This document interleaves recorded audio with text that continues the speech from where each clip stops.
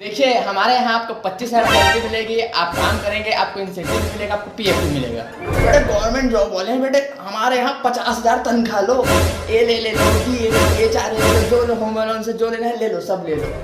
हाँ? चलो ठीक है, एक वीक में एक ऑफ भी ले लेना और एक हाफ डे भी ले लेना। हमारे यहाँ आओ ही मत, आपके घर में चूहा मर गया, कॉकरोच मर गया, कुछ भी हो रहा है तो भी जाओ भाई, आपको कोई नहीं रोकने वाला है। देखिए आपको कम काम दिया जाएगा और छोटा टारगेट भी ले लेना। करना ही नहीं कुछ भाई, तकिए गद्दे लेकर आओ, आराम से सो जाओ।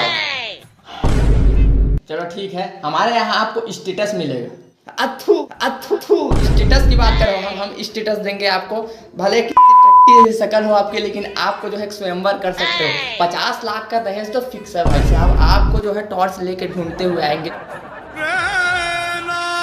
लेकिन भैया ये पेट, बेटे ये तो तरक्की की निशानी है।